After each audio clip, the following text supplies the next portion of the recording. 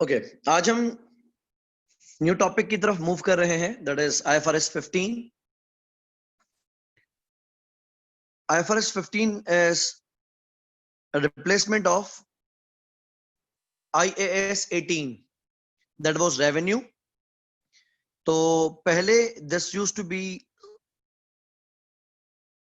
IAS 11 plus IAS 18, दो standards होते थे. IAS 11 था कंस्ट्रक्शन कॉन्ट्रैक्ट्स, के अगर कोई कंपनी कस्टमर के कहने पर कुछ कंस्ट्रक्शन करती है, कोई रोड बनाती है, कोई घर बनाती है, कोई बिल्डिंग्स बनाती है, अगर कंस्ट्रक्शन का कोई कॉन्ट्रैक्ट हमारी कंपनी लेती है तो कस्टमर हमें पेमेंट का शेड्यूल अलग रखा जाता है और काम अलग रफ्तार से हो रहा होता है.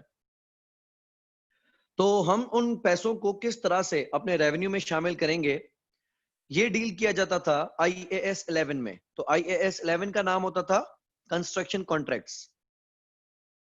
दूसरा स्टैंडर्ड होता था IAS 18 रेवेन्यू रिकग्निशन, कि कभी भी अगर कोई गुड्स या सर्विसेज हम प्रोवाइड करें तो उन गुड्स या सर्विसेज के रेवेन्यू को, इनकम को हम रेवेन्यू कब मानेंगे. ऑब्वियसली हम कैश बेसिस पे तो कभी भी रेवेन्यू नहीं मानते. हम रेवेन्यू को तब रिकॉग्नाइज करते हैं जब हम अपनी तरफ से गुड्स और सर्विसेज ट्रांसफर कर दें. तो मैचिंग कॉन्सेप्ट के तहत रेवेन्यू किस तरह से रिकॉग्नाइज किया जाएगा, पहले ये डील करता था IAS 18. अब ये दोनों उठ के आ गए हैं IFRS 15 में और उसका नाम है रेवेन्यू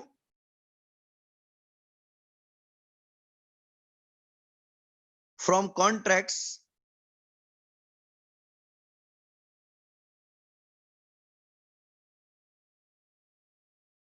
विद कस्टमर्स. अब IAS 18 खत्म हो चुका है, IAS 11 खत्म हो चुका है, उसकी जगह पे नया स्टैंडर्ड आ गया IFRS 15 और इसमें दोनों चीजों को मिक्स कर दिया गया. ये अब टोटल डील करता है with revenue from contracts with customers. तो कंस्ट्रक्शन कॉन्ट्रैक्ट्स भी इसमें आ गए एंड सेल ऑफ गुड्स और सर्विसेज भी इसमें आ गए.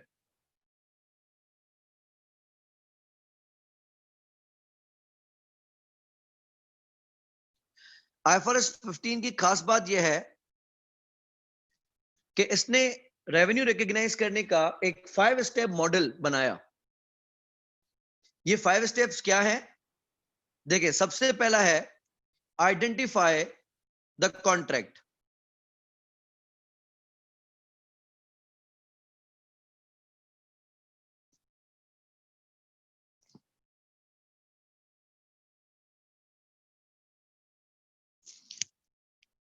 कॉन्ट्रैक्ट का मकसद लॉ में आप लोग पढ़ चुके हैं, समझ चुके हैं. इसमें हम कहते हैं कि it should not be just an offer, it should not be just an invitation to treat. Contract का मकसद एक कंसेंट होना चाहिए, एक एग्रीमेंट होना चाहिए जिसमें टर्म्स क्लियर होने चाहिए. अच्छा, कॉन्ट्रैक्ट का रिटर्न में होना जरूरी नहीं है. तो अगर दोनों पार्टीज के कंसेंट से कोई टर्म्स एग्जीक्यूट किए गए हैं तो हम कहेंगे कि वो कॉन्ट्रैक्ट है.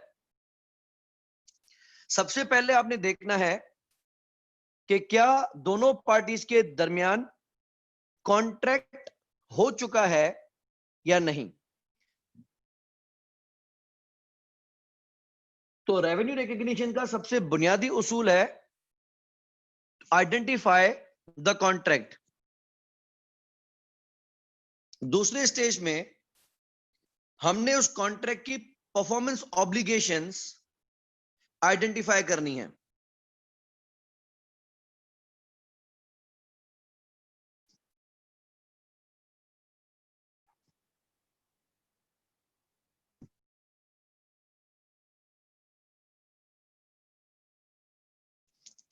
परफॉर्मेंस ऑब्लिगेशंस का मकसद क्या है कि दोनों पार्टीज टू द कॉन्ट्रैक्ट ने जिन टर्म्स पे एग्री किया है तो यकीनन दोनों की तरफ कोई ना कोई ऑब्लिगेशंस होंगी.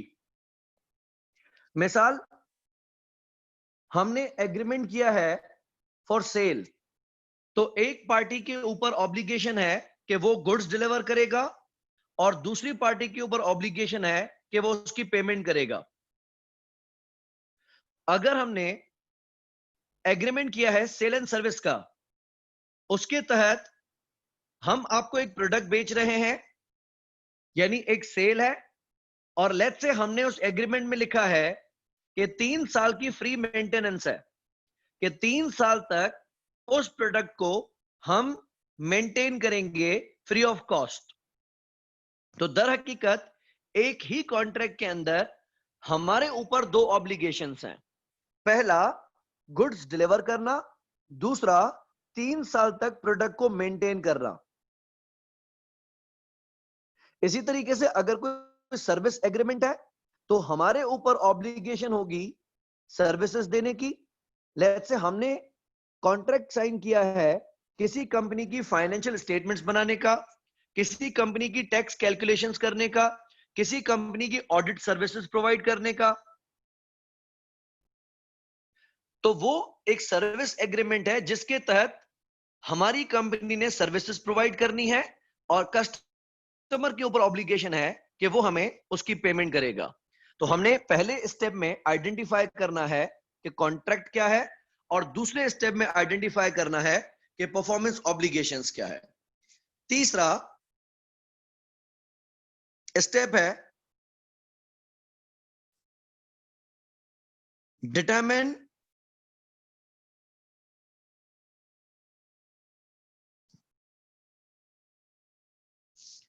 Transaction price. उसूलन तो ट्रांजैक्शन प्राइस बिल्कुल क्रिस्टल क्लियर होनी चाहिए कि हमने एक चीज बेचने का और आपने एक चीज खरीदने का मुआहदा किया है, तो हम दोनों के दरमियान जो टर्म्स हैं वो बिल्कुल क्लियर होने चाहिए, और ये भी वाज़ेह होना चाहिए कि वो चीज आप हमसे कितने में खरीदेंगे। लेकिन अक्सर ऐसा होता है, अक्सर ऐसा होता है कि उस प्राइस के अंदर कुछ चीजें वेरिएबल होती हैं, कुछ चीजें अनसर्टेन होती हैं, वो हो भी सकती हैं और वो नहीं भी हो सकती। मसलन हमने अगर कोई प्रॉपर्टी कंस्ट्रक्ट करने का कॉन्ट्रैक्ट लिया, हमारा वैसे तो तय हुआ कि मैं वो काम 8 महीने के अंदर मुकम्मल कर दूंगा, लेकिन अगर मैंने वो काम 7 मंथ्स के अंदर अंदर कर लिया तो कस्टमर मुझे लाख रुपए एक्स्ट्रा देगा। तो सवाल ये उठेगा कि वैसे जो हमने 15 लाख रुपए की डील कर दी है और 15 लाख रुपए के अंदर 15 लाख रुपए में मैंने उसको एक मंजिला बिल्डिंग खड़ी करके देनी है, ग्राउंड प्लस 1 कंस्ट्रक्शन करके देनी है, लेकिन लाख रुपए भी मिल सकते हैं बशर्त कि मैं 7 महीने के अंदर अंदर काम मुकम्मल कर लूं। तो क्या उस लाख रुपए को मैं अपनी ट्रांजैक्शन का प्राइस का हिस्सा मानूं या ना मानूं? तो ट्रांजैक्शन प्राइस में कुछ गड़बड़े होती हैं। इसमें सबसे इंपॉर्टेंट चीज देखें, मिसाल हमारी कंपनी ने कस्टमर को यह कहा हुआ है कि अगर 1 साल में आपने हमसे 5,000 या उससे ज्यादा यूनिट खरीदे तो हर यूनिट पे हम आपको 5% डिस्काउंट दे देंगे। कस्टमर ने हमें पहला ऑर्डर 200 यूनिट्स का दिया है, ये पूरे साल का पहला ऑर्डर है 200 यूनिट्स का। हमारे दरमियान जो प्राइस एग्री की गई है बिल फर्स्ट वो 10,000 रुपए है, लेकिन अगर पूरे साल में कस्टमर हमसे 5,000 या उससे ज्यादा के यूनिट्स खरीद देता है तो हम उसको तमाम यूनिट्स के ऊपर 5% का डिस्काउंट दे देंगे। तो यहां पे सवाल ये उठेगा कि ट्रांजैक्शन प्राइस आज पहले यूनिट्स की 200 यूनिट्स की आप कितनी रखेंगे, 10,000 पूरी या 5% काटने के बाद? ये बेसिकली एक ट्रबल है, एक इश्यू है जिसको हमने रिजॉल्व करना है। ओके, सो पहला स्टेप हमने दिखा कि that is to identify the contract. Contract का मकसद कि कंपनी ने प्रॉपरली क्या एग्रीमेंट किया हुआ है। एग्रीमेंट का मकसद एक प्रॉपर कंसेंट होना चाहिए, दोनों पार्टीज को टर्म्स बिल्कुल क्लियर होने चाहिए और एग्रीड होने चाहिए। दूसरा, हमने आइडेंटिफाई करना है परफॉर्मेंस ऑब्लिगेशंस के सेलर के ऊपर क्या ऑब्लिगेशंस है और बायर की क्या ऑब्लिगेशंस है। तीसरा, हमने डिटरमिन करनी है ट्रांजैक्शन प्राइस। चौथा, हमने एलोकेट करनी है transaction price to performance obligation.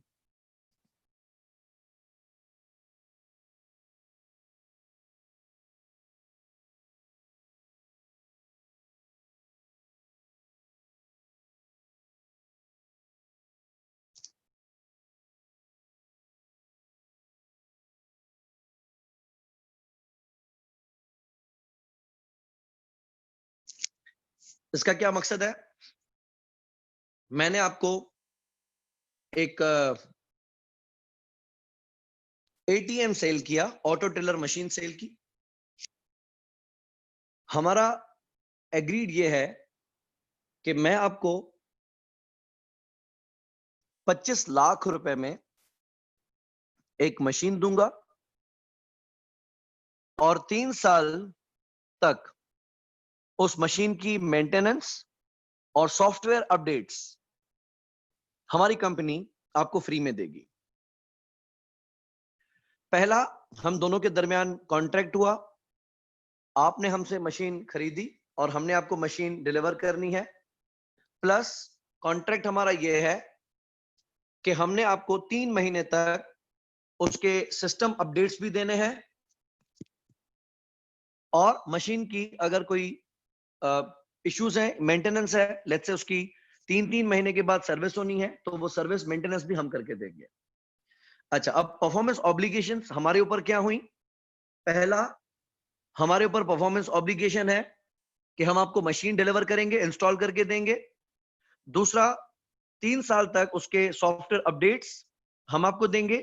और तीसरा, हमने हर 3 महीने के बाद उसकी रेगुलर सर्विस करनी है। ये हमारे ऊपर परफॉर्मेंस ऑब्लिगेशंस है। तीसरा, हमने डिटरमिन करनी है ट्रांजैक्शन प्राइस। ट्रांजैक्शन प्राइस अगर फिक्स्ड है तो फिक्स्ड एलिमेंट तो बड़ा आसानी से जज हो जाते हैं, लेकिन अगर कोई वेरिएबल कंसिडरेशंस उसमें शामिल है, यानी ज्यादा पैसे भी हो सकते हैं, कम पैसे भी हो सकते हैं, तो अगर उसमें कोई वेरिएशंस है तो उनको हम डील करके एक डिटरमिन कर लेंगे ट्रांजैक्शन प्राइस। चौथे स्टेप में हमने क्या करना है? हमने उस 25 लाख रुपए को तकसीम करना है कि इस 25 लाख रुपए में एटीएम डिलीवर और इंस्टॉल करने के कितने पैसे हैं, सॉफ्टवेयर अपडेट करने के कितने पैसे हैं और 3 साल मेंटेनेंस के कितने पैसे हैं। ये हमने करनी है एलोकेशन कि किस परफॉर्मेंस ऑब्लिगेशन की क्या कीमत है। और अब आता है लास्ट स्टेप, रिकॉग्नाइज रेवेन्यू। इसमें 2 चीजें हैं। हमने रेवेन्यू रिकॉग्नाइज करना है,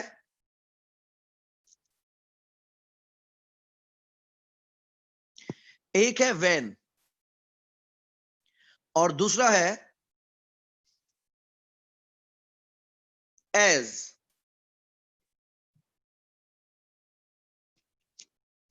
ठीक है, इस पे मैं आता हूं।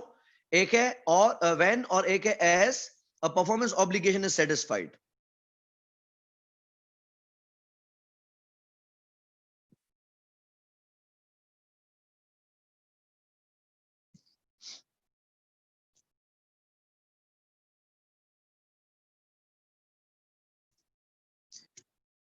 इसमें जो पहला टर्म यूज करता है when,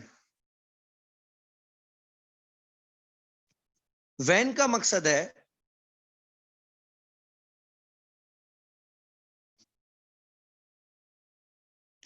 a point in time, यानी एक वक्त ऐसा आएगा कि उस सिंगल टाइम में मैं पैसे का मालिक बन जाऊंगा। मिसाल, जिस तरह हम सेल करते हैं, तो सेल करने का क्या मकसद होता है? मैं आपको चीज दूंगा और आपके ऊपर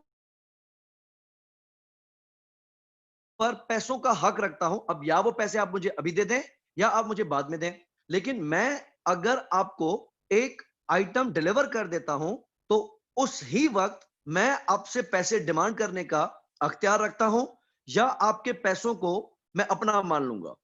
परफॉर्मेंस ऑब्लिगेशन सेट कब होगी? एक ही बार में, that is a point in time.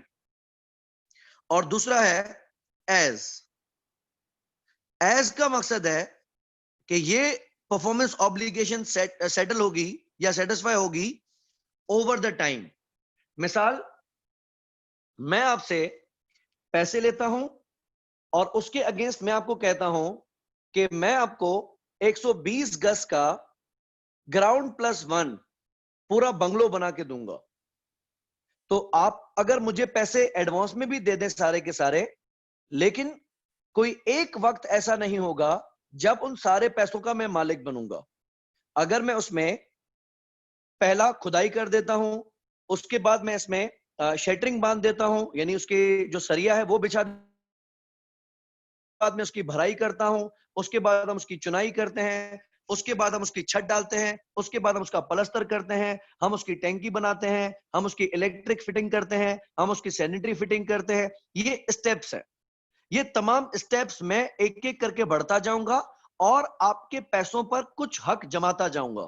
तो ये जो रेवेन्यू कमाने का तरीका है, परफॉर्मेंस ऑब्लिगेशन सेटल करने का तरीका है, वो पॉइंट इन टाइम नहीं है। पूरा का पूरा बंगलो मैं आपको बना बनाया अगर देता था तो दैट वाज व्हेन, कि अगर आप मेरे पास एक बंगलो, एक यूनिट तैयार होता या एक प्लॉट है, आप मुझे पैसे देते, मैं बंगलो की पोजीशन आपको दे देता, तो वो होता when the performance obligation is satisfied. लेकिन अगर मैं आपको बंगलो बना के दूंगा तो मैं आहिस्ता आहिस्ता कंडीशन सेटिस्फाई करता जाऊंगा और आहिस्ता आहिस्ता उस रेवेन्यू के ऊपर अपना हक जमाता जाऊंगा। ठीक है। अच्छा, अब क्या क्या चीजें हैं और इनकी कॉम्प्लिकेशंस डील करते हैं। याद रहे, एक स्टेप की जब बात चल रही हो, आप दूसरे स्टेप में नहीं घुस जाना। सबसे पहला है, आपने कॉन्ट्रैक्ट आइडेंटिफाई करना है कि क्या कॉन्ट्रैक्ट हो चुका है या अभी तक कॉन्ट्रैक्ट ही नहीं हुआ। मिसाल,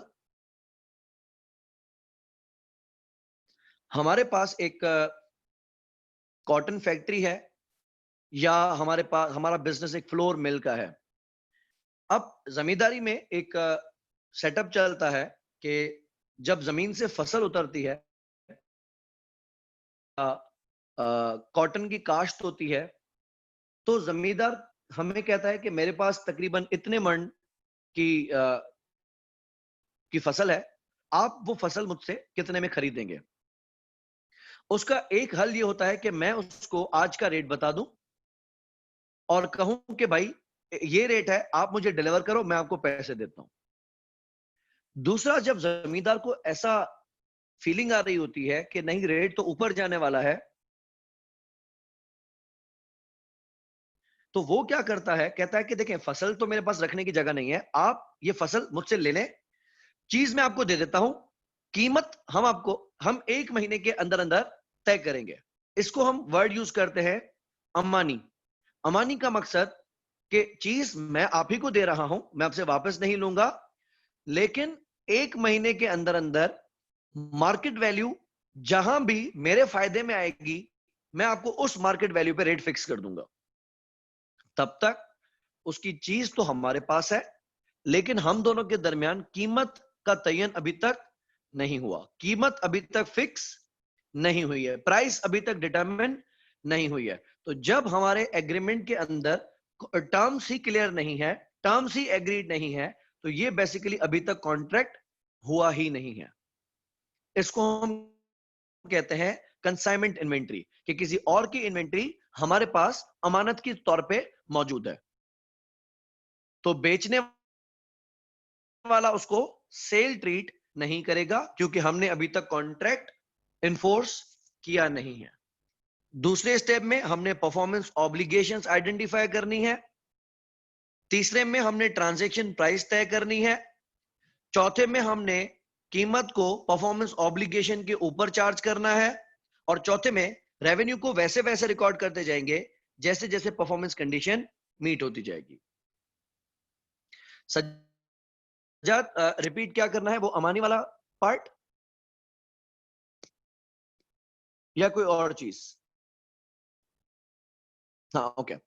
इसमें देखिए, हमारी अगर फ्लोर मिल है तो, और आपकी फसलें हैं, आपने गंदम उगाई है ना, वीट, तो आप मुझे, जब आपकी फसल उतरती है तो आपने उसको हार्वेस्ट तो करना है।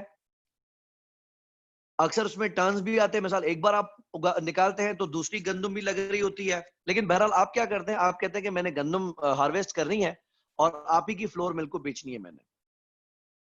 जब आप मुझे देते हैं तो मैं आपको एक रेट देता हूं, मिसाल 3500 रुपए का, तो आप कहते हैं सर 3500 रुपए तो कम रेट है। मैं कहूंगा भाई मार्केट यही चल रही है, रेट मैंने नहीं रखा, ये मार्केट चल रही है गंदम की। तो आप कहते हैं सर एक काम करें, गंदम तो आप रख लें लेकिन रेट हम बाद में तय करते हैं। जिस तरह हम सुनार से कभी ज्वेलरी आइटम लेते हैं तो वो भी हमें ऑप्शन देता है कि रेट आज का काटूं या जिस दिन लेने आओगे तब का काटूं। तो वो गंदम तो हमारे पास आ जाएगी, इन्वेंटरी तो हमारे पास आ जाएगी, और जमींदार भी गंदम तो हमें उनको फ्लोर मिल को दे देगा, लेकिन रेट अभी दोनों के दरमियान तय नहीं हुआ है। पूरे महीने के अंदर अगर गंदम मजीद बढ़ गई तो कहीं पे भी जमींदार को अगर मुनासिब लगा कि बस ये ज्यादा हो गया, इससे ज्यादा नहीं जाएगी, वो आपको फोन करेगा कि बस मेरा रेट यहां पे बुक कर लो। अगर गंदम का रेट मजीद गिरता जाता है और उसको डर लगता है कि रेट मजीद गिर जाएगा, तो वो एक रेट पे आके हमें फोन करेगा कि अब मेरा रेट काट लो। तो जब तक हमारा रेट नहीं कटता तब तक हमारे दरमियान कॉन्ट्रैक्ट नहीं हुआ है। क्योंकि कॉन्ट्रैक्ट तब होगा, पैसे वो तब मांग सकेगा जब वो कीमत तय करवाएगा। कीमत अभी तक हम दोनों के दरमियान तय नहीं हुई है, तो रिस्क एंड रिवॉर्ड हमारे पास नहीं होगा। अच्छा, तो पहले हमने कॉन्ट्रैक्ट को आइडेंटिफाई करना है, उसके बाद परफॉर्मेंस ऑब्लिगेशंस आइडेंटिफाई करनी है। अब इसमें कॉम्प्लिकेशंस क्या क्या आती हैं यहां देखते हैं। ये क्योंकि इतना ज्यादा टफ नहीं है, एफआर लेवल पे, बेसिक लेवल पे चीजें हैं, इसलिए मैं आपको इलस्ट्रेशन के थ्रू ही एक्सप्लेन कर रहा हूं। पहला, यकम दिसंबर पे वेड यानी एक कंपनी है, receives an order from a customer for a computer as well as 12 months of technical support। अच्छा, अब इस ऑर्डर के तहत क्या चीजें मिली हैं? एक तो हमने कंप्यूटर देना है, दूसरा 12 महीने की टेक्निकल सपोर्ट देनी है। Wait delivers the computer and transfers its legal title। Computer उसने दे दिया to the customer on the same day। The customer paid $420 on 1st December 20x1। The computer normally sells for $300 and technical support for $120। अच्छा, पहला step ये है, agreement यानी contract को identify करो। आप क्या समझते हैं, हम वेड और कस्टमर के दरमियान कॉन्ट्रैक्ट हो चुका है?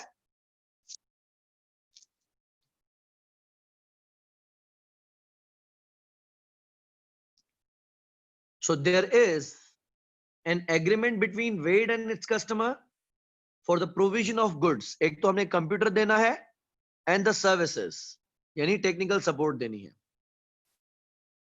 बहरहाल पहला स्टेप है कि हम दोनों के दरमियान टर्म्स तय पा गए हैं, तो कॉन्ट्रैक्ट हो चुका है।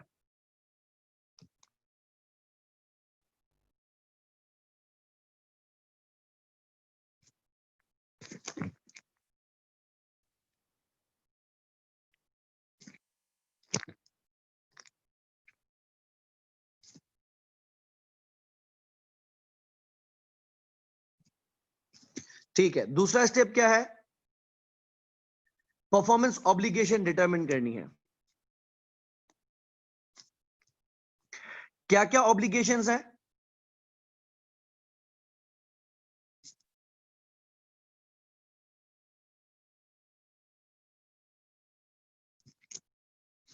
इस क्वेश्चन में ऑब्लिगेशंस क्या क्या है?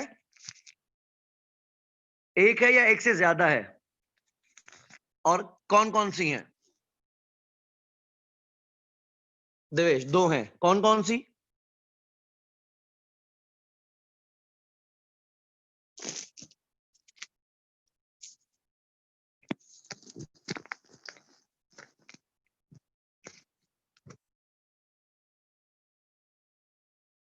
Correct, correct. तो एक है हमारे पास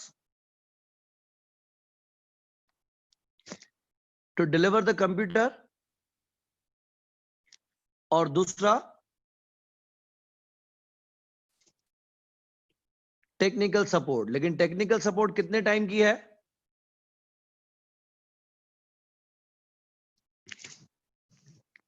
12 मंथ्स की। तीसरा स्टेप है टू डिटरमिन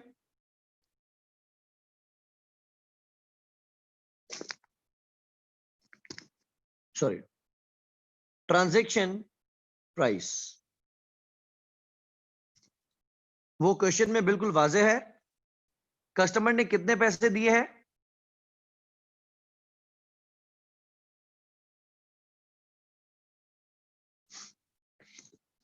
420। तो हमारी ट्रांजैक्शन प्राइस कितनी हो गई? 420। चौथे स्टेप में क्या करना है?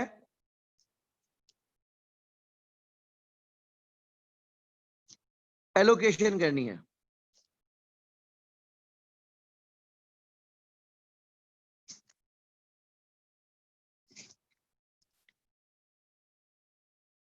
कंप्यूटर हम कितने का बेचते हैं? $300 का।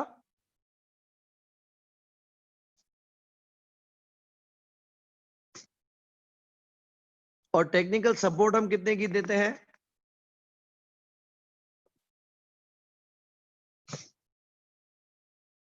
120 की। 120 की टेक्निकल सपोर्ट कितने महीनों की है? 12 महीनों की। तो हर महीने की कितनी हुई?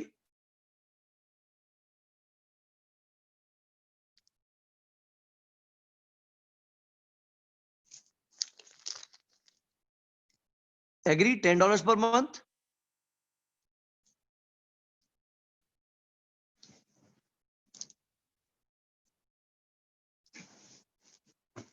ये हो गए 4 स्टेप्स। पांचवा स्टेप क्या है? Recognise revenue as the performance obligation is satisfied. अच्छा, इस क्वेश्चन में अगर हम अज्यूम करते हैं कि हमारा ईयर एंड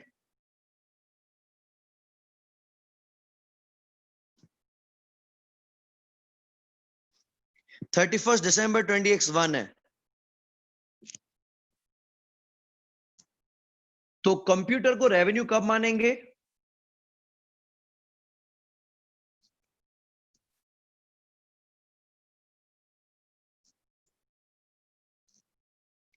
पहली परफॉर्मेंस ऑब्लिगेशन को रेवेन्यू कब मानेंगे?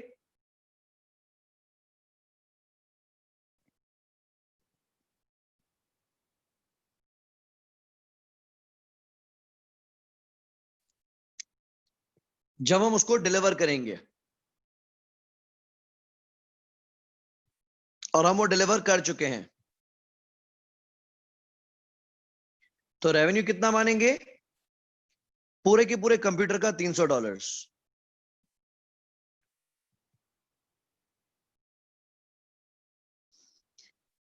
जबकि सपोर्ट के $120 को रेवेन्यू कब मानेंगे?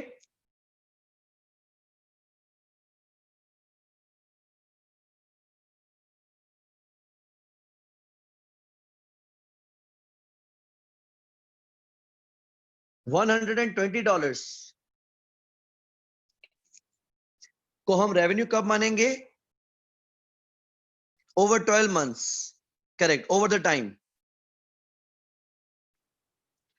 अब तक 12 में से कितने महीने हो चुके हैं? 1 महीना गुजर चुका है। हम 120 को डिवाइड करेंगे 12 से, हर महीने आएगा $10। तो हम $10 को अपना रेवेन्यू मानेंगे। इस महीने हम 310 को मानेंगे अपना रेवेन्यू।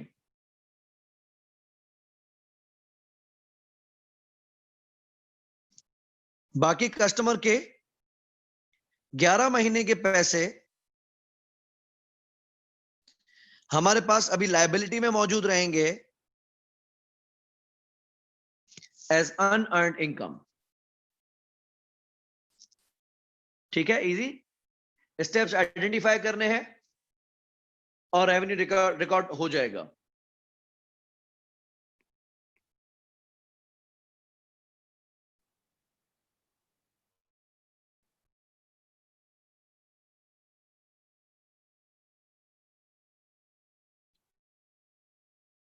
तो ये हो गया 5 स्टेप्स। अच्छा, अब इसमें कॉम्प्लिकेशंस क्या क्या हो सकती हैं उसको देख लेते हैं। Identify the contract. Contract is an agreement between two or more parties that creates enforceable rights and obligations. तो पहले स्टेप के लिए जरूरी ये होना चाहिए कॉन्ट्रैक्ट को इन्फोर्सेबल करना है।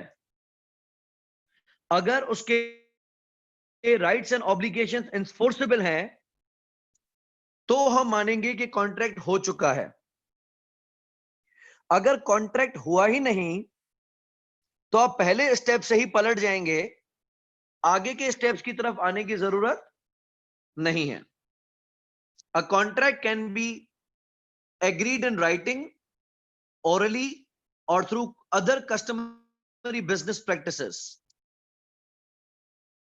क्लियर हो गया कि राइटिंग में भी हो सकता है, जुबानी भी हो सकता है, या फिर कस्टमरी बिजनेस प्रैक्टिसेस हैं। अंडरस्टूड है कि एक सुपरमार्ट पे कार्ट लेकर अगर मैं अपने कार्ट में अपनी मर्जी से चीजें उठाता जा रहा हूं, प्राइसेस वहां पे मेंशन्ड हो या ना हो, लेकिन चेकआउट पे मैंने उन सारे प्रोडक्ट्स की पेमेंट करनी है। कोई अगर ये बोले तो आपने कब कहा कि पैसे देने हैं, कार्ट उठा के तो उसमें 2 चीजें डालनी थी, तो बेवकूफी वाली बात हो गई। सीधी सीधी बात है, जब कस्टमर की बिजनेस, ये कस्टमरी बिजनेस प्रैक्टिसेस हैं, जब भी दुकान से कोई चीज उठाएंगे तो उसकी हमें पेमेंट तो करनी पड़ेगी। उसमें बोलने की, कहने की और लिखने की क्या जरूरत है? क्या मार्ट की एंट्रेंस पे लिखा होता है कि सब चीजों की एक कीमत है जो कि चेकआउट पे अदा करनी पड़ेगी? लिखने की तो जरूरत ही नहीं है। वो तो अंडरस्टूड है कि जो भी कार्ड उठा के चीजें लेगा चेकआउट पे उसको पैसे देने पड़ेंगे। कोई अगर आके हमारी क्लासेस में बैठ जाता है तो उसको फीस का बोलने की क्या जरूरत है? वो तो अंडरस्टूड है कि अगर आप सर्विसेज लेते हैं, अगर आप क्लासेस लेते हैं तो पेमेंट तो करनी पड़ेगी, फीस तो है। अच्छा, so an entity can only account for revenue if the contract meets the following criteria. पहला, the parties to the contract have approved the contract and are committed to perform their respective obligations. पहली चीज कि दोनों का consent होना चाहिए, दोनों का एग्रीमेंट होना चाहिए। अगर दोनों पार्टीज अभी किसी टर्म्स पे एग्रीड नहीं है तो उसको हम कॉन्ट्रैक्ट नहीं मानेंगे। दूसरा, the entity can identify each party's rights regarding the goods or services to be transferred. ये चीजें बिल्कुल वाजे हैं कि कौन सी पार्टी के क्या राइट्स हैं उस कॉन्ट्रैक्ट के अंदर। The entity can identify the payment terms for the goods or services to be transferred. कि हमारी कीमत भी तय है। जो अभी मैंने मिसाल दी थोड़ी देर पहले, उसमें कीमत तय नहीं थी। चीज तय नहीं हो, अगर कीमत तय नहीं हो, अगर कंडीशनल है कि मैं आपकी फसल देखूंगा, माल देखूंगा, उसके बाद पैसे लगाऊंगा।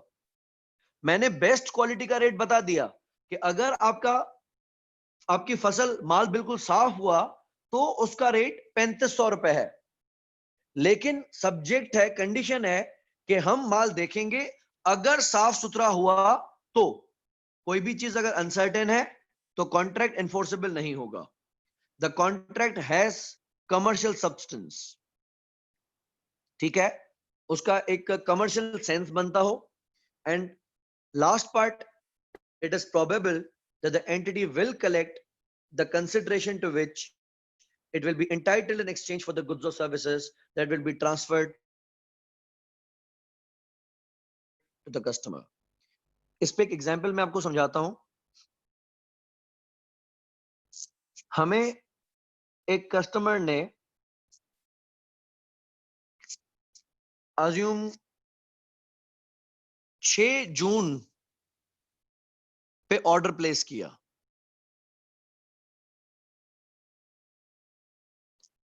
15 जून पे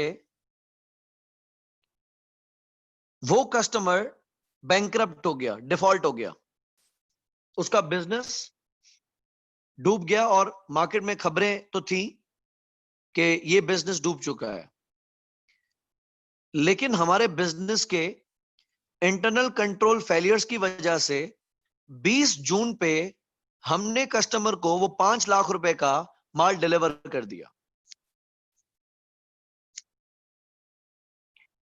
पहला ऑर्डर कब आया था? 6 जून पे। डिफॉल्ट कब हुआ, बैंकरप्ट कब हुआ? 15 जून पे। और आपने कॉन्ट्रैक्ट कब इन्फोर्स करवाया? 20 जून पे। पेमेंट उसने की नहीं। तो अगर आप 5 लाख रुपए का रेवेन्यू दिखाएं और फिर 5 लाख रुपए का बेडेड दिखाएं, ऐसा नहीं होगा, क्योंकि जिस दिन आपने कॉन्ट्रैक्ट को इन्फोर्स करवाया है, जब तक जिस दिन आपने अपनी परफॉर्मेंस ऑब्लिगेशन सेटिस्फाई की है, उस दिन तक कस्टमर वैसे ही डिफॉल्ट कर चुका था। अब इसका लास्ट पॉइंट मिसाल के कंपैरिजन में पढ़े। एग्जाम्पल मैंने दी थी आपको अभी अभी, तो इसके आगे टर्म्स क्या है? It is probable that the entity will collect the consideration to which it will be entitled in exchange for the goods or services that will be transferred to the customer। कि जो goods और services हम customer को transfer करेंगे, उसकी consideration मिलने के probable chances हैं, जबकि मेरी दी गई मिसाल में तो रिमोट चांसेस भी नहीं है वो पैसे मिलने के। तो ऐसा नहीं है,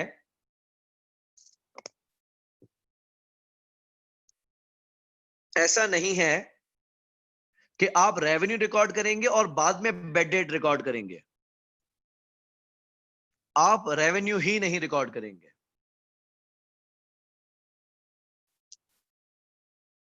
example, Aluna company has a year end of 31st December 20x1.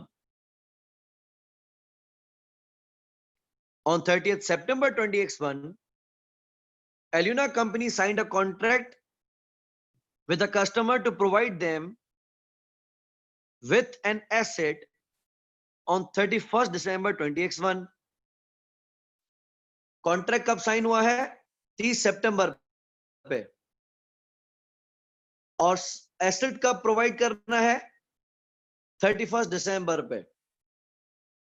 Control over the asset passed to the customer on 31st December 20x1।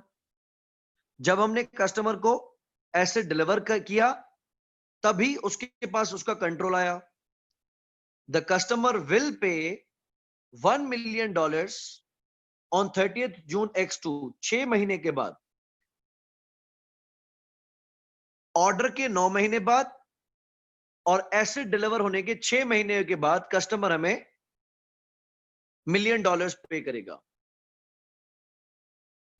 By 31st December 20x1, Aluna company did not believe that it was probable that it would collect the consideration that it was entitled to। Same example होगी जो मैंने आपको बताई, मिलती जुलती। Therefore the contract cannot be accounted for and no revenue should be recognized। Fair? तो अगर कोई अकाउंटिंग ट्रीटमेंट ऐसी करता है कि रेवेन्यू क्रेडिट करता है, रिसीवेबल डेबिट करता है, बाद में रिसीवेबल को क्रेडिट करता है और बैड डेट को डेबिट कर देता है, तो अकाउंटिंग के पॉइंट ऑफ व्यू से नेट इफेक्ट तो सेम आएगा, लेकिन ऐसी ट्रीटमेंट करना गलत है। आप रेवेन्यू ही नहीं रिकॉर्ड करेंगे। दूसरा स्टेप यह है, identifying the separate performance obligations with in a contract. थोड़ी देर पहले हम ये देख भी चुके कि हमने एक ही कॉन्ट्रैक्ट के अंदर एक कंप्यूटर भी दिया और टेक्निकल सपोर्ट भी दी। Performance obligations are promises to transfer distinct goods और services to a customer. Distinct मतलब गुड्स अलग हैं और सर्विसेज अलग हैं। Some contracts contain more than one performance obligation। For example, an entity may enter into a contract with a customer to sell a car which includes 1 year's free servicing and maintenance. ठीक है, example मिलती जुलती होगी कि हमने गाड़ी बेची है और 1 साल की फ्री मेंटेनेंस है। तो एक ही कॉन्ट्रैक्ट के अंदर 2 ऑब्लिगेशंस है, गाड़ी भी देनी है और 1 साल की फ्री मेंटेनेंस भी देनी है। फ्री बेसिकली हम कहते हैं there are no free lunches, तो फ्री में कुछ नहीं है, पैसे हम लेते हैं लेकिन हमारी इनिशियल कीमत के अंदर वो शामिल होते हैं discounted. An entity might enter into a contract with a customer to provide 5 lectures as well as to provide a textbook on the first day of the course. तो लेट्स से हम Kaplan से लेते हैं, वो कहता है कि आप हमारा लेक्चर लें और हम उसके अंदर आपको बुक भी देंगे। तो नोट्स देना या बुक देना एक ऑब्लिगेशन है और लेक्चर्स डिलीवर करना दूसरी ऑब्लिगेशन है। The distinct performance obligation within a contract must be identified. तो आपको अच्छे से आइडेंटिफाई करना है कि अलग-अलग गुड्स क्या हैं और अलग-अलग सर्विसेज क्या हैं। Performance obligations may not be limited to goods or services that are explicitly stated in the contract. An entity's customary business practices, published policies, or specified statements may create an expectation that the entity will transfer goods or services to the customer. कहता है कि हर चीज को लिखा हुआ होना जरूरी नहीं है। उसके अलावा अगर कोई कस्टमरी बिजनेस है तो उसके अंदर भी वो परफॉर्मेंस ऑब्लिगेशन बाय डिफॉल्ट हो सकती है। So an entity must decide if the nature of performance obligation is to provide the specified goods or services itself, या to arrange another party to provide the goods or services. ये चीज यहां पे देखना, revenue में, recognition में ये चीज इंपॉर्टेंट होती है कि हम देखें कि हम इस ट्रांजैक्शन में क्या है।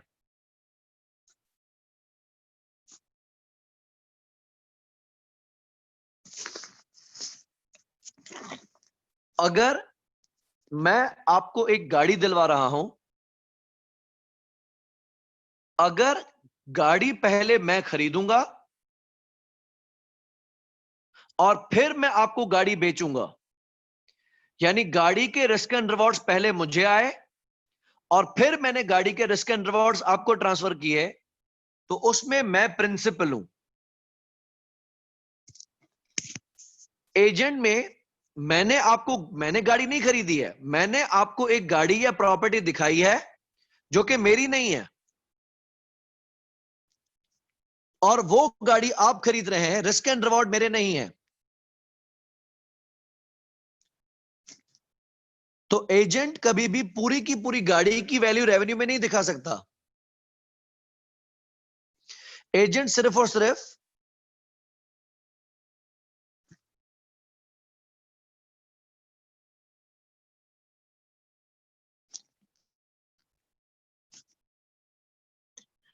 अपनी कमीशन को रेवेन्यू की हैसियत में दिखा सकता है। तो मिसाल, अगर सामने वाली पार्टी गाड़ी बेच रही है और आप खरीद रहे हो, बीच में मेरी 20,000 रुपए कमीशन है,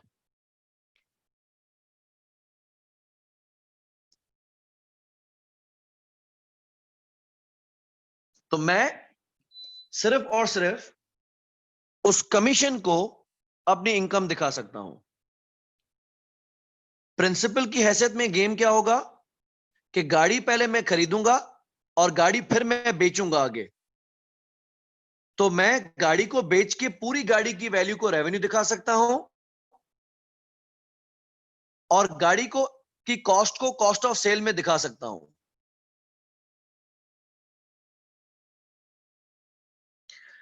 ठीक है, यहां पे आपने देखना है to provide the specified goods और सर्विसेज, कि क्या वो गुड्स और सर्विसेज मैंने देने हैं या to arrange for another party to provide the goods और सर्विसेज, या वो गुड्स और सर्विसेज मैं किसी और से अरेंज करके दे रहा हूं। तो वहां पे मैं बनूंगा एक agent.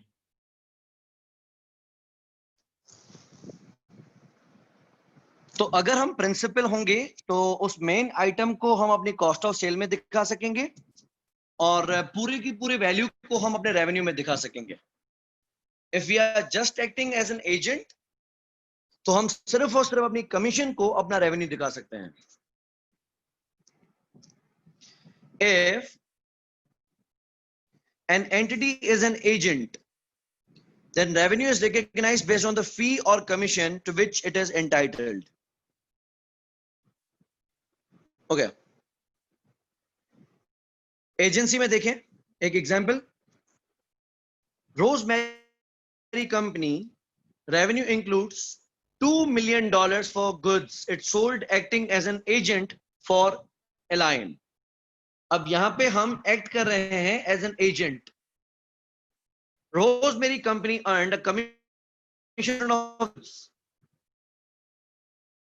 and remitted the difference of $1.6 million included in cost of sales to Align. अच्छा, अब हमने पूरे के पूरे 2 मिलियन को रिकॉर्ड किया है अपना रेवेन्यू और 16 लाख रुपए को रिकॉर्ड किया है as a cost of sale. तो 4 लाख रुपए का हमारे पास ग्रॉस प्रॉफिट है। लेकिन क्योंकि आप एज एन एजेंट एक्ट कर रहे हैं तो माजरत के साथ आप 2 मिलियन को अपना रेवेन्यू नहीं दिखा सकते, 16 लाख रुपए को अपनी कॉस्ट ऑफ सेल नहीं दिखा सकते। आप सिर्फ और सिर्फ 2 मिलियन का 20%, 4 लाख रुपए अपना रेवेन्यू दिखा सकते हैं। पूरी की पूरी ट्रांजैक्शन वैल्यू को अपने रेवेन्यू में दिखाने का ऑप्शन आपके पास IFRS 15 में अलाउड नहीं है। इनफैक्ट IAS 18 में भी अलाउड नहीं होता था। फेयर। सो रेवेन्यू को हमने डेबिट किया 16 लाख से और कॉस्ट ऑफ सेल को क्रेडिट कर दिया 16 लाख से। अब आते हैं ट्रांजैक्शन प्राइस पे, ये थोड़ा इंपॉर्टेंट एरिया है। The transaction price is the amount of consideration to which an entity expects to be entitled in exchange for transferring promised goods or services to the customer. An amount of consideration to which an entity expects to be entitled. ठीक है, grammar को समझना। It is expects to be entitled. पहला, amounts collected on behalf of third parties such as sales tax are excluded. ये बात हमें क्या याद रहे? मिसाल, अगर कोई चीज 10,000 की है, उस पे 10% जनरल सेल्स टैक्स है, वैट है या कोई भी टैक्स है। Acting as a withholding agent हम वो 10,000 वाली चीज 11,000 रुपए में बेचते हैं। कस्टमर से हमने लिए 11,000 रुपए, जिसमें से 10,000 हमारे हैं और 1,000 है टैक्स अथॉरिटी के। तो आप अपने पास रेवेन्यू सिर्फ और सिर्फ 10,000 दिखाएंगे।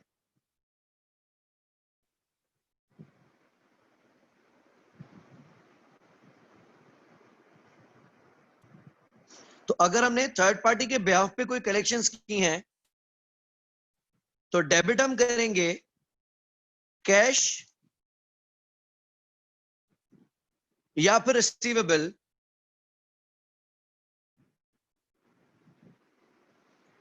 पूरे अमाउंट से जो कि हमने कस्टमर से लिए हैं या लेने हैं। क्रेडिट करेंगे हम रेवेन्यू सिर्फ और सिर्फ 10,000 और बाकी हम फैट अकाउंट में क्रेडिट कर देते। ये आपने F3 में भी पढ़ा था कि सेल्स टैक्स को कभी भी रेवेन्यू नहीं माना जाता।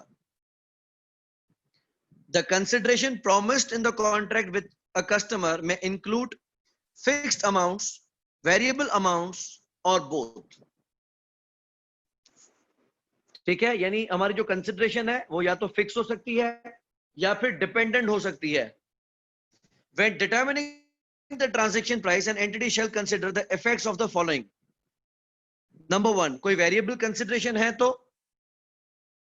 दूसरा, the existence of significant financing component in the contract. तीसरा नॉन कैश कंसिडरेशंस, चौथा consideration payable to a customer. Significance component की बात कर लेते हैं, फाइनेंसिंग कंपोनेंट की बात कर लेते हैं।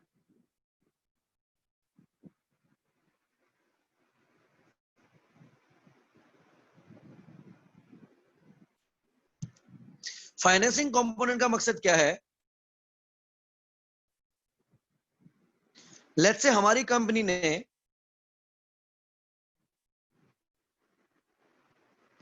एक कस्टमर को गुड्स बेचे,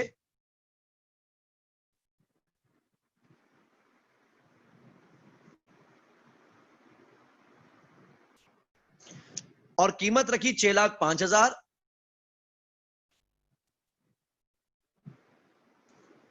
और टाइम दिया उसको, क्रेडिट पीरियड दिया 2 साल का।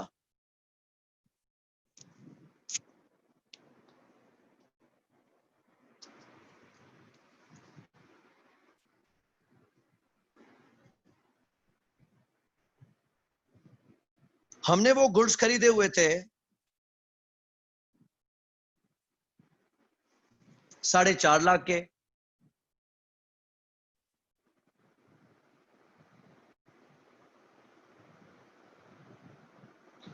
अगर मार्केट इंटरेस्ट रेट 10% है, तो आज आप एंट्री क्या पास करेंगे? रेवेन्यू कितना रिकॉर्ड करेंगे?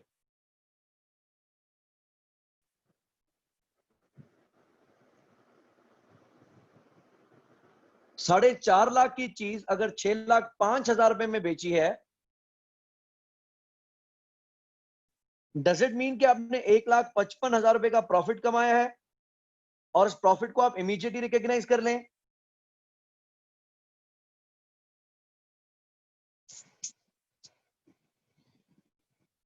तो फाइनेंसिंग कंपोनेंट मतलब, क्योंकि हमने इसमें 2 साल का टाइम दिया है,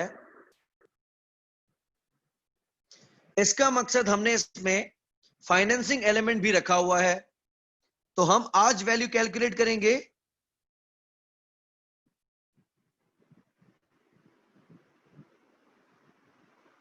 discounted present value. Future value कितनी है? 6,05,000। इसको हम डिवाइड करते हैं 1.1 पावर 2 से, यानी मल्टीप्लाई करते हैं 0.826 से, तो इसकी प्रेजेंट वैल्यू कितनी आ रही है?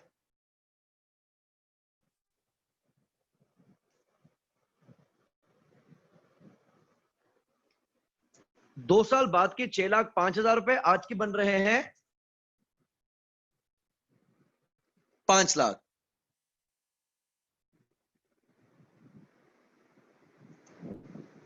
तो आज हम क्या करेंगे? डेबिट करेंगे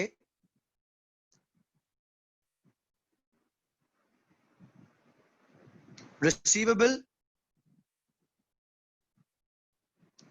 5 लाख से, और क्रेडिट करेंगे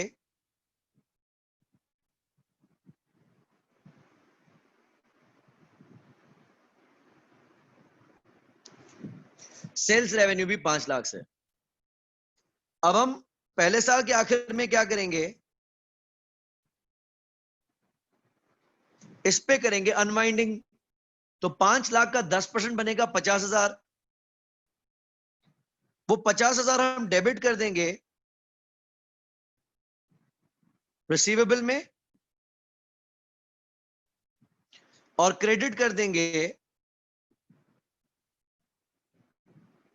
फाइनेंस इनकम में।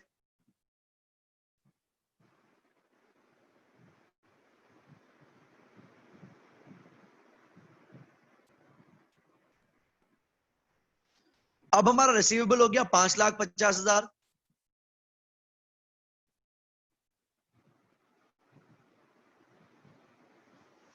इस केस में हम डेबिट करेंगे रिसीवेबल 550 का 10%, यानी 55,000,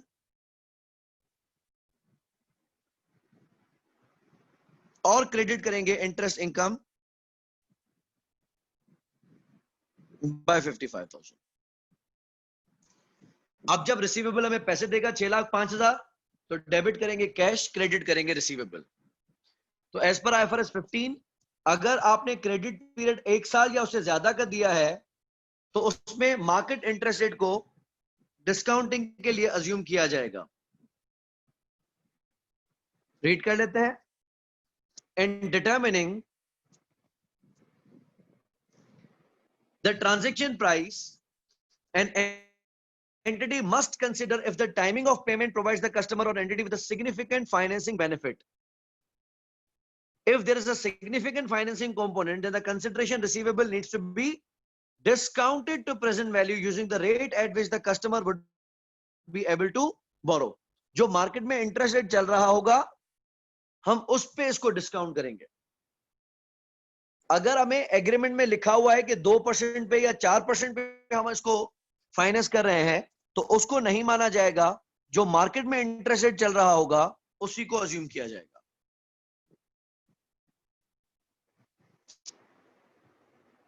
कैसे पता चल सकता है कि फाइनेंसिंग कंपोनेंट है या नहीं है? पहला, a difference between amount of promised good consideration and the cash selling price of the promised goods और सर्विसेज। अगर वही चीज हम आज बेचते तो कितने की बेचते और कस्टमर को बेची है तो कितने की बेची है।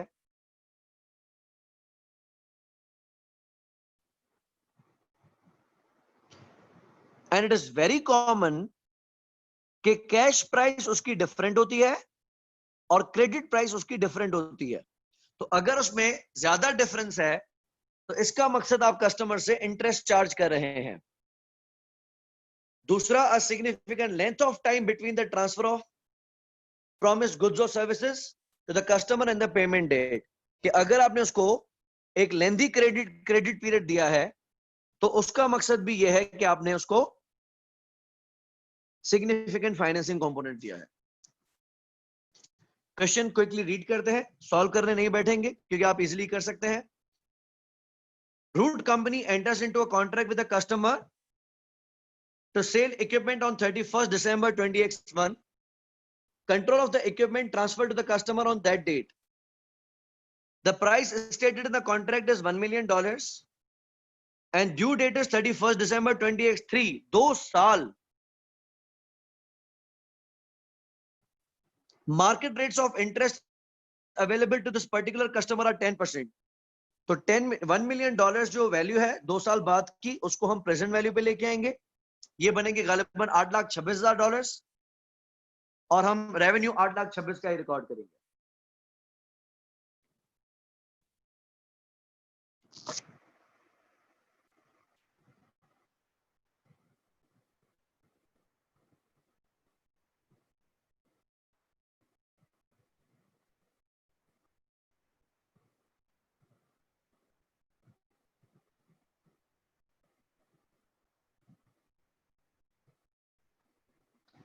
ओके, अब ये एक उल्टा सिस्टम है। Consideration payable to a customer.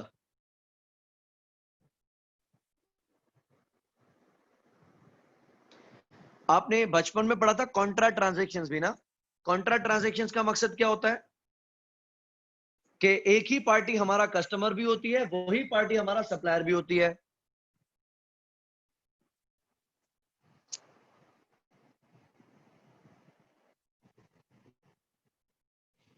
कह रहा है if consideration is paid to a customer in exchange for distinct goods और सर्विसेज, यानी हमने उनसे कोई गुड्स या सर्विसेज खरीदे हैं, then it is essentially a purchase transaction and should be accounted for in the same way as a purchases from a supplier. तो अगर आपका कस्टमर भी आपको कोई चीजें बेचता है, आप अपने कस्टमर से भी कोई चीजें खरीदते हैं, तो वो कस्टमर आपके सप्लायर की हैसियत में है और जिस तरह आप सप्लायर के साथ परचेज ट्रांजैक्शंस रिकॉर्ड करते हैं उसी तरीके से ये रिकॉर्ड करेंगे।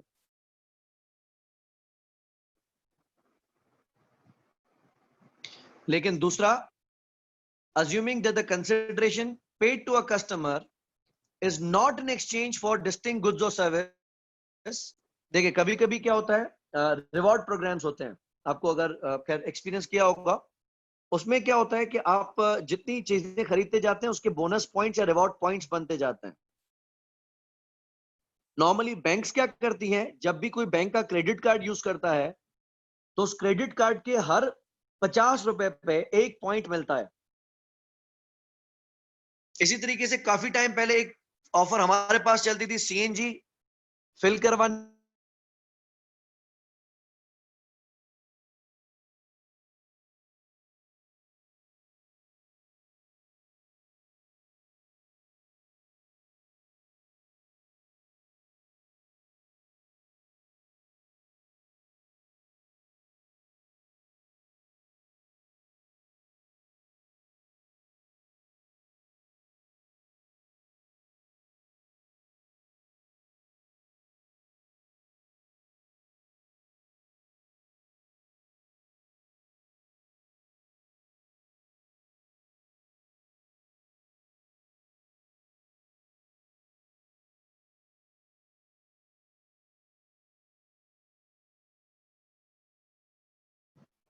हो गया। तो अगर ऐसा कोई रिफंड प्रोग्राम है तो उसको हम कैसे ट्रीट करेंगे? An entity should account for it as a reduction of the transaction price. ये एक इंपॉर्टेंट एरिया है, इस एग्जाम्पल को ध्यान से समझना। पहली बात तो ये देख ली कि अगर आप कस्टमर से कोई चीजें खरीद रहे हैं तो आप उसको परचेजेस की तरह ही शो करेंगे, जाहिर सी बात है, उसको तो आईएफआरएस 15 को उसमें बोलने की जरूरत भी कोई नहीं थी।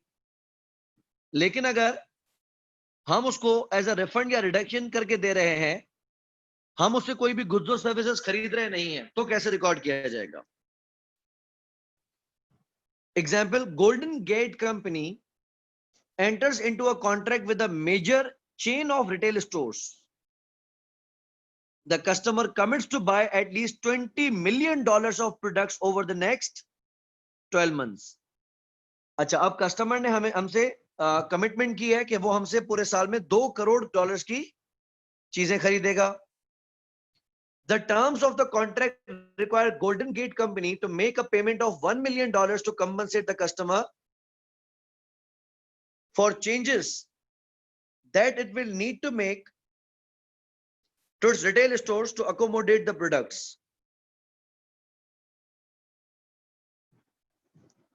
अच्छा, अब इसको थोड़ा जज करना कि ये क्या चीज है। $1 मिलियन की पेमेंट हम क्यों कर रहे हैं?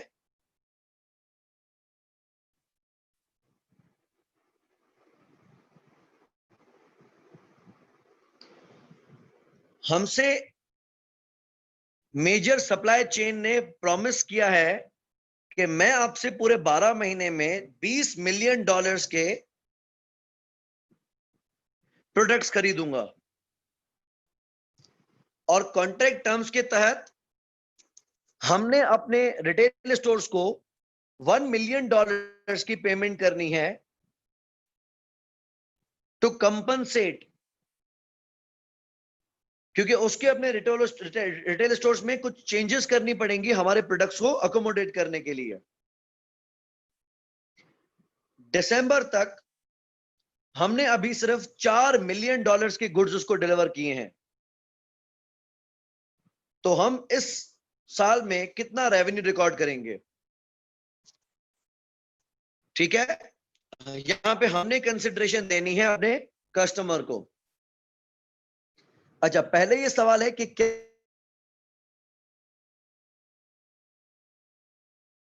रहे हैं, तो आगे नहीं, हम तो कोई चीज नहीं खरीद रहे, हम उसको $20 मिलियन की चीजें खरीदने का रिवॉर्ड दे रहे हैं, $1 मिलियन।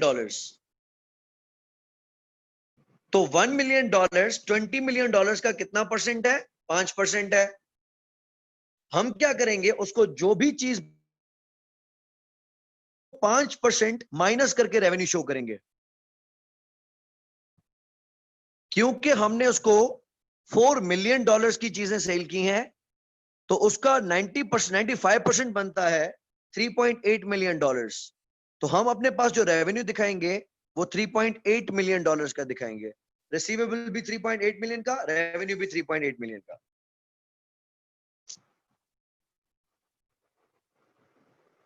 ओके, अब लास्ट एरिया है इसका आईएफआरएस 15 का वाले पे। हाँ, और एज वाला जो कंस्ट्रक्शन कॉन्ट्रैक्ट वाला पार्ट है वो मैं आपको नेक्स्ट क्लास में कराऊंगा।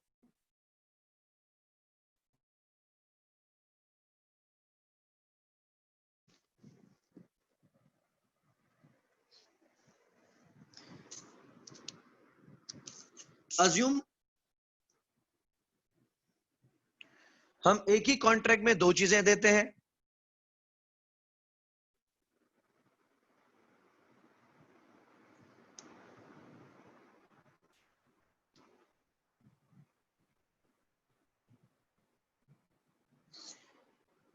हम इस ट्रांजैक्शन में एक एलिवेटर देते हैं,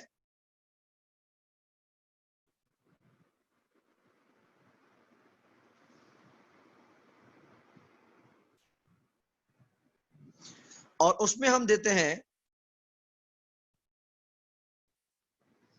3 साल की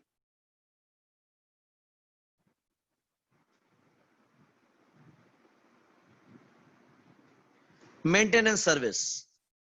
ये पूरा कॉन्ट्रैक्ट हम सेल करते हैं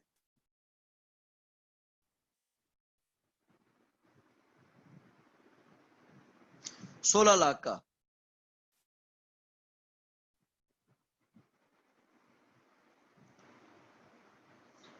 अगर हम सिर्फ एलिवेटर सेल करें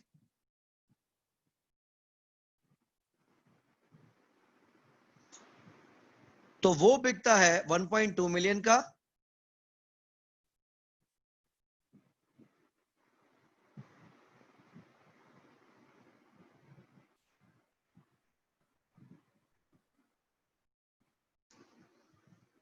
और मेंटेनेंस कॉन्ट्रैक्ट हम बेचते हैं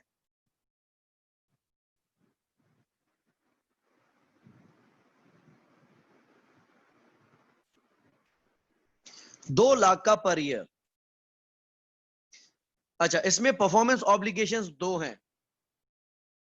आप ये देखें कि इनकी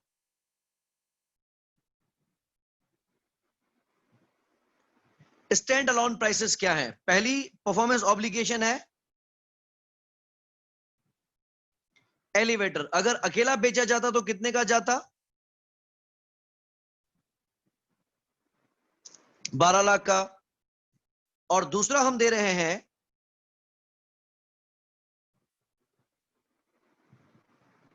3 साल मेंटेनेंस। अगर कोई हमसे एलिवेटर ना खरीदता और सिर्फ मेंटेनेंस कॉन्ट्रैक्ट लेता तो कितने का देते थे? हमारे मेंटेनेंस कॉन्ट्रैक्ट की कीमत क्या है?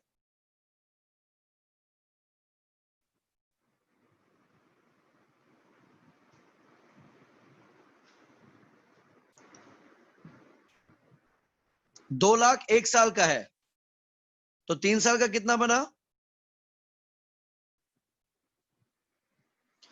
अगर हम दोनों प्रोडक्ट्स या दोनों चीजें अलग अलग बेचते थे तो हम प्राइस चार्ज करते थे 18 लाख। 12 लाख 18 लाख का कितना परसेंट है?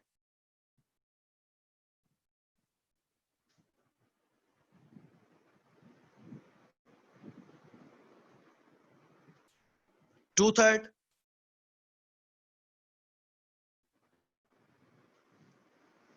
तो 6 लाख कितना हुआ? 1/3। तो हम कॉन्ट्रैक्ट प्राइस को तोड़ेंगे कैसे?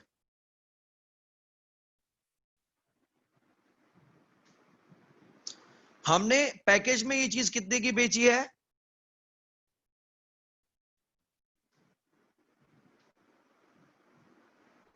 16 लाख की। तो 16 लाख के हम करेंगे 3 हिस्से।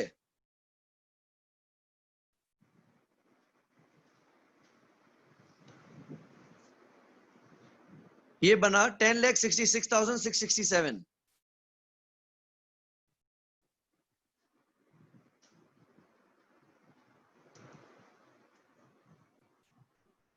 और 16 लाख का तीसरा हिस्सा बनेगा 5,33,330।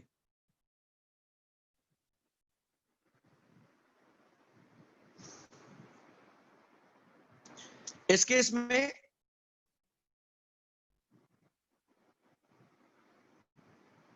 हम एक 1.07 मिलियन का revenue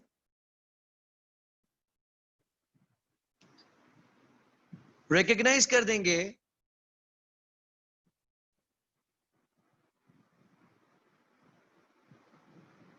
when elevator is delivered,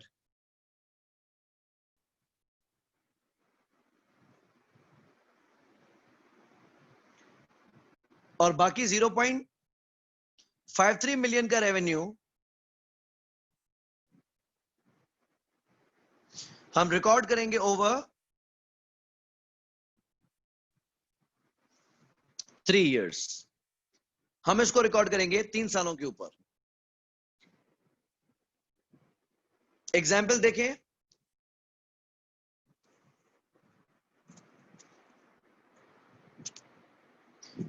Schrade company sells a machine and a 1 year's free technical support for $100,000. दोनों चीजें मिला के कितने की बेच रहे हैं? 1 लाख की. It usually sells the machine for $95,000. अगर मशीन को हम स्टैंड अलोन बेचते तो कितने की जाती? 95,000 की. But does not sell technical support for this machine as a stand-alone product. और टेक्निकल सपोर्ट हम ऐसे ओपन में बेचते ही नहीं है. Other support services offered by Schrade company attract a markup of 50%. It is expected that the technical support will cost Schrade $20,000.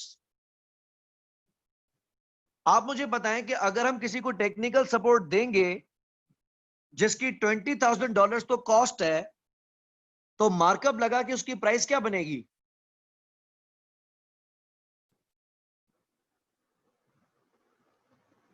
Technical support की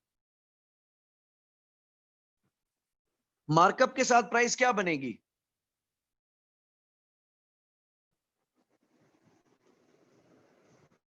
$30,000. ठीक है.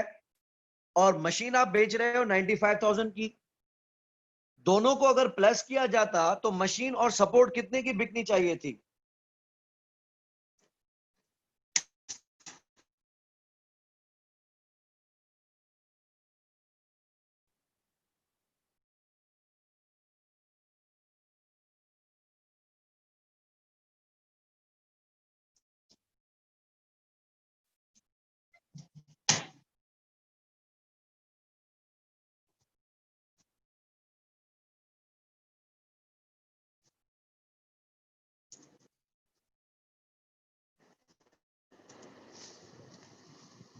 $125 की. और हमने बेची कितने में है? 1 लाख में है. ठीक है. इसको हम करेंगे स्प्लिट.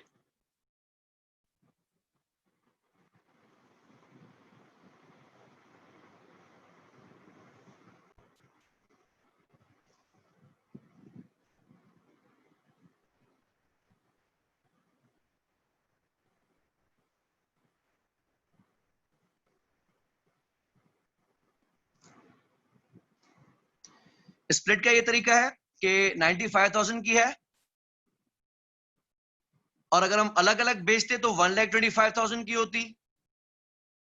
तो 95,000 divided by 125,000 and 30,000 divided by 125,000.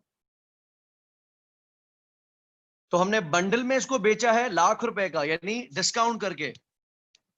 तो डिस्काउंट को हम तोड़ेंगे किस तरीके से?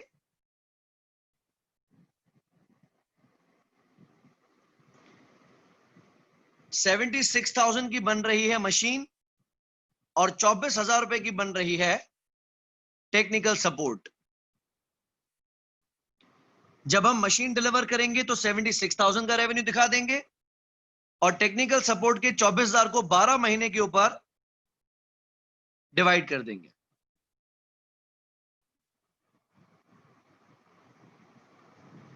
ठीक है. चले, आज तक मैं आज के लिए इसको यहां तक रख रहा हूं. इसका लास्ट एरिया जो मेन है और लेंदी है, लेंदी मतलब हमारे पढ़ने में टाइम नहीं लगेगा लेकिन क्वेश्चंस उसके थोड़े लेंदी होंगे, वो है कंस्ट्रक्शन कॉन्ट्रैक्ट्स वाला एरिया. काफी हद तक आसान है, वो बिल्कुल भी मुश्किल नहीं है.